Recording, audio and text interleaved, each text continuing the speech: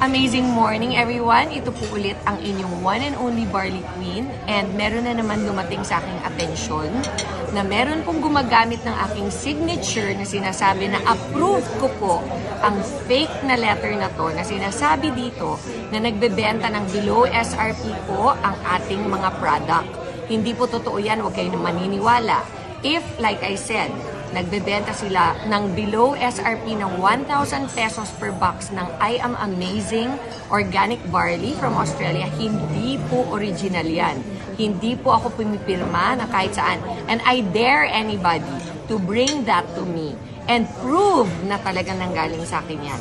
Baka po magkasuhan tayo. Kaya wag nyo na lang po lulukohin yung mga tao. Kawawa naman.